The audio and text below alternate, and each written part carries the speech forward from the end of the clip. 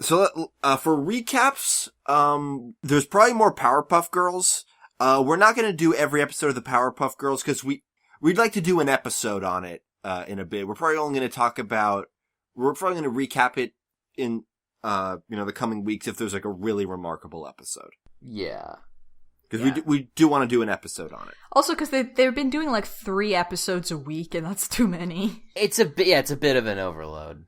So this Adventure Time is, I believe, the wiki said the 8th non-gender swap episode to feature no Finn or Jake. It was all Lady Rainicorn in TV. Is Lady Rainicorn of the Crystal Dimension.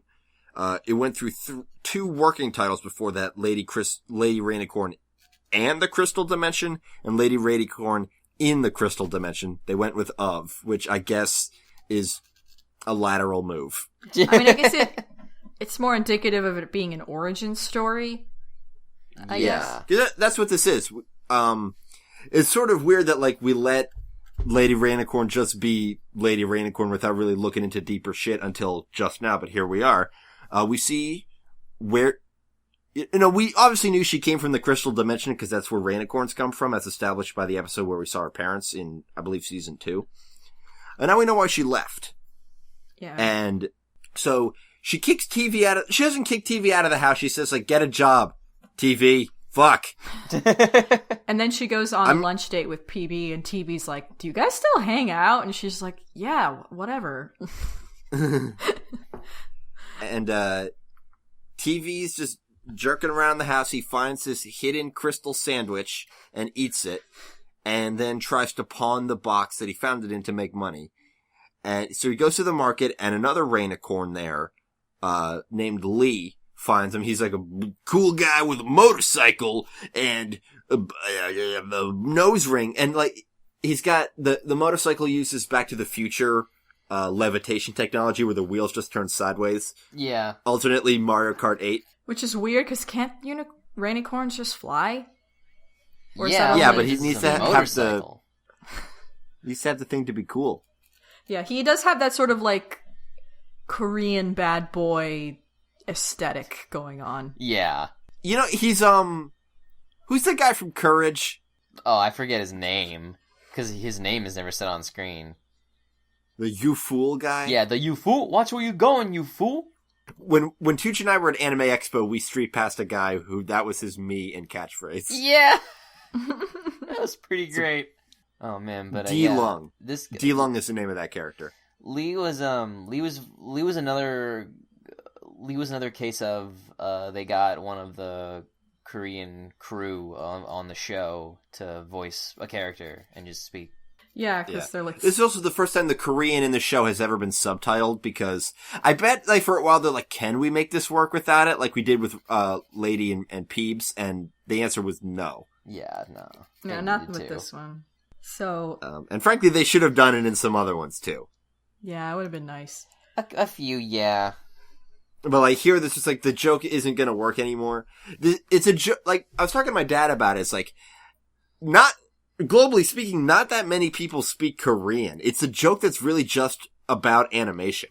Because there's such a Korean influence, a really unspoken or underappreciated Korean influence in animation. So it's cool that it's like, this show is just like, yeah, let's just speak Korean. It'll be funny.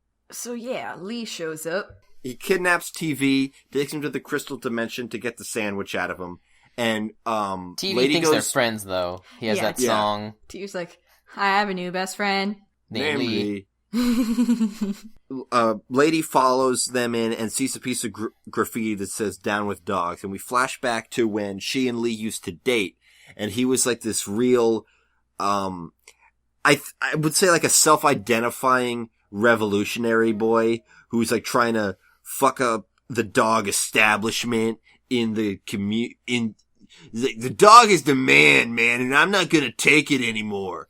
Cause, this brings back, the dog Rainicorn Wars that was just mentioned offhand in the episode with Lady's parents. Yeah. But now it's like this thing where in the Crystal Dimension there are Rainicorns and there are dogs, and there's apparently a constantly shifting, balance of power between the two.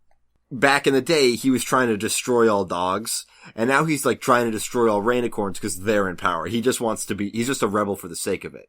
You know, Lady shows up and rescues him, and TV's like, you know, I'm gonna stay here and learn more about being a Rainicorn. And Lady's like, okay, cool, great. He's like, yep, I get to be independent. And then he immediately moves into his grandparents' place, get any food. Yeah. I really like TV. I love TV. Yeah. So we learned, Rainicorn left the crystal dimension because she stole this sandwich so Lee couldn't get it, and then she had to hide it away from the crystal dimension. And, like, so we don't see her, say, meeting Bubblegum, but we do see her, like, settling in that barn where she lives. Was Cinnamon Bun being chased by toads? They were mushroom people. They were mushroom people who were wearing open blue vests. They were toads. Oh. Yeah. Didn't catch that. Yeah, that's what they were. And, you know, they looked like the actual, like, psychedelic mushroom with, like, the bumpities and everything. It, like, you know those people who draw, like, edgy, realistic Pokemon? It was like an edgy, realistic toad, kind of. But still cartoony. Yeah. So yeah, you know, Rainicorn had sort of like a similar thing with Marceline in that she had a shitty boyfriend. And then she was like, nah, this boyfriend's shitty. Fuck this boyfriend. Did almost every character in Adventure Time, like, have at least one failed relationship as a backstory?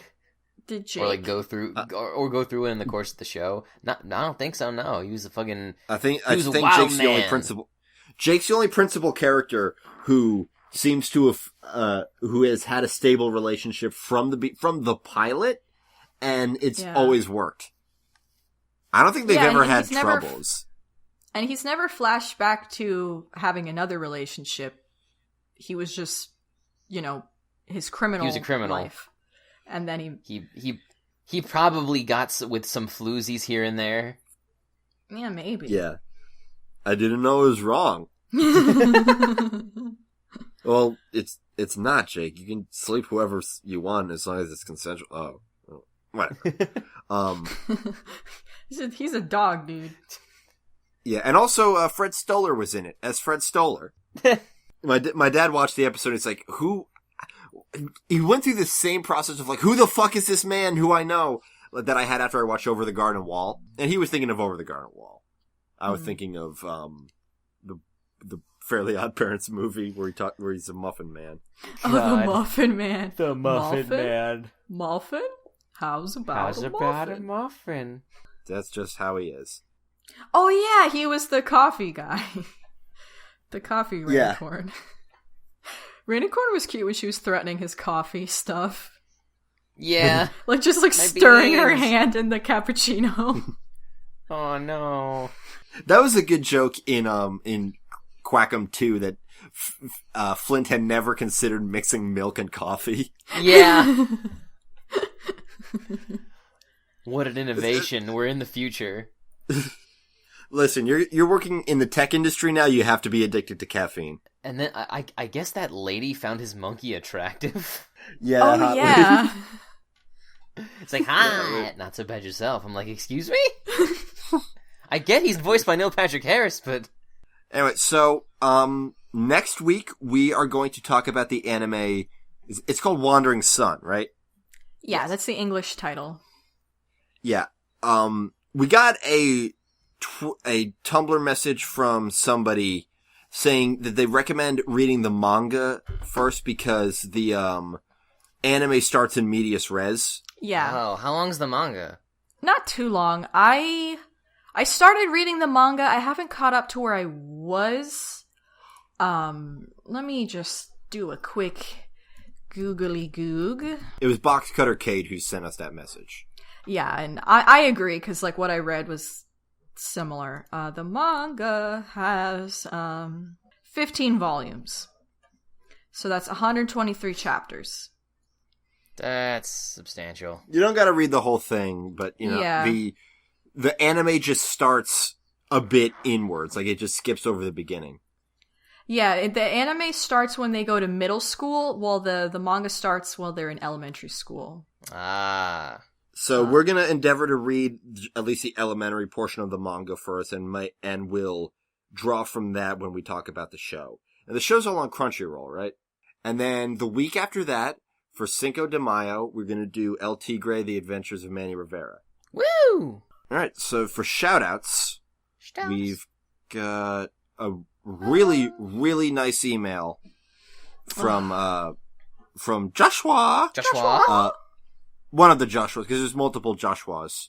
But wishing us a happy anniversary. For us. For what? For us. For him and us. Oh, Apparently this from is, the time it's been a year of him writing to us and us shouting out to him. Yeah. Him starting with the Max. It was just a super sweet letter about how we're his favorite, and it's super nice. Thanks a ton, dude. Yeah, that really did make my day when I read it yesterday. I was just like, oh. Another dude named Joshua, or Josh, posted a song that Neil Cicierega released, which is a demo of a song that he wrote for Weirdmageddon that never ended up getting used, but it's pretty cool and it would have fit if they had time. I bet it's a matter of time. It was a Bill Cipher song, and I just remember like listening to it and going like, wow, this is cool. Like, I wonder if I could maybe think of like, it would be cool to like storyboard what that would be. And then like literally the next day somebody posts theirs and they were basically like, I got no sleep and I did this as fast as possible. I'm like, oh, well, fuck you. Always gotta be the first, huh, asshole? Yup. I'm sure it was great. If you did that, I don't know if you're listening. Good job. I'm not as good as you, and that's why I'm mad. Green with Envy on Tumblr mentioned, this is fucking hilarious. I spent the whole of your last podcast thinking you were talking about the anime Ping Pong Club, another weird anime with a divisive art style that presumably has something to do with ping pong. It wasn't until I saw the YouTube thumbnails that I realized my mistake. So there are two weird animes about ping pong. Yes, I was aware of Ping Pong Club. I was told about it from some weird friends a couple years ago, and it's a screwball weird comedy about these two kind of Beavis and Butthead losers who have a 2-person ping pong club at their high school. Oh, and yeah, try this to is get a lot kids. Different. Yeah, it's very different. And there's still room for us to make our third ping pong show, which is the Crazy Dragon Ball Shaolin Soccer thing. Yes. Donovan asked if Proud Family's on our list. It is. It is. Definitely is. We've got to do that. I'm just like, I my life is kind of crazy. I have to do some rearranging to get to a point where I can watch longer shows again, because I can't do that right now. But I really want to. I just can't. I'm almost done with school. Babe Snacks mentions an upcoming anime movie adapted from a manga called Koe no Kotachi, which means a silent voice. It's about a deaf girl bullying and its consequences, but also redemption, learning to cope with being antisocial and other difficult topics. She says it comes out in September and to keep an eye on it, so we will. Yeah, I've heard about that. I've heard good things. Somebody told us to check out The Loud House on Nick. I have been hearing some things about it. I don't know much other than it's about a bunch of kids living in a house. Julia did this adorable little tweet about being happy that they got a shout out of Dee Dee dancing from Dexter's Lab, and I thought that was so cute. Our buddy Charlie asks, he has a buddy who's an artist and wants critique on his art and some criticism. And he was wondering if we could give any suggestions of like places to go to get that. Other than art critique? Yeah. Yeah. Oh man, I don't fucking know. I feel, because like he suggested art forms, but I feel like I'm not sure if you're gonna get anything that's actually constructive out of that. I mean that's why so many artists like to like stick together and like form like small friend groups and stuff. Like just find people in your field who are fun and want to work with, and you'll be able to be honest with one another. Because if you just ask some rando, like, hey, can you tell me everything that's bad about what I do and what I love, then you might feel some indignance because they don't know how to like approach you. They don't know you as a person, and they just start really. And also, I know a lot of those guys, like they've tried giving out critique, and then the person will be like, oh, that's just my style. So it's not something that people want to do to strangers unless you're like I bet there's a bunch of internet assholes who are like, yeah, I'll fucking rip it down. I'm the rip it down guy. If anybody ever asked me for art advice, I would be so like I can try, but I'm either gonna not be helpful enough because I don't want to act like I'm so superior, or you're gonna get indignant with me, and then it's something I have to deal with. Like, I don't know you. It's like, I don't know, man. Practice. It's pretty touchy, especially over the internet where you're not in person and you can't really read a person's tone or intentions very well. Yeah. It's hard. I would say step one would just be to reach out and try and be more within the art community, and people might just drop you just constructive I guess stuff. Try to find a peer group, but fuck if I know how to do that. Yeah, I mean, I just leave comments on other people's art, I guess. Yeah, that's the thing. Reach out to other people whose work you enjoy. Like, hey, I really like your stuff. I like this and that, and I like this. And they'll be like, oh, thanks. And they'll want to check out your stuff, because people are nice and desperate for, what's that word we always use when people say nice things about us? Validation? Validation. Yeah. They love it. Somebody else on Tumblr, Velociraptor asks if we'd ever watch any videos by the Studio Killers. I haven't. Yeah. I know they're a virtual band. I like them. Yeah. I mean, we'll probably do an episode on the Gorillas first, but yeah, that's not off the table. The Gorillas is much more. We can fill an hour of discussion about the Gorillas. They have a whole meta narrative. Studio Killers very much. They have a book. I have it. Yeah, it's dope. This is the Oni something. Oni Rise Rising? of the Ogre. Rise of the Ogre. Also, apparently, Soulstuck sent us a submission talking about how there's a new DreamWorks film coming out set in the Australian bush called Larrikins, directed by Tim Minchin, who also worked on Matilda, the musical, and also this short film called The Lost Thing. And so they wanted to give us a heads up about that. I hadn't heard anything about it, so I hope to be seeing more about it in the future. So thanks. You can contact us by email, thetoongoons@gmail.com, or on Twitter @thetoongoons. Our main website is thetoongoons.tumblr.com. And we've also got a SoundCloud. We're on iTunes, Facebook, and a fan-made Reddit and Wiki. You can check all those out by Googling them. You're smart. You can figure it out. We believe in you. I've been Nikki. I've been Nina. I continue to be Tooch. And thank you for tuning in. Rainbows, lollipops, and sunshine everywhere.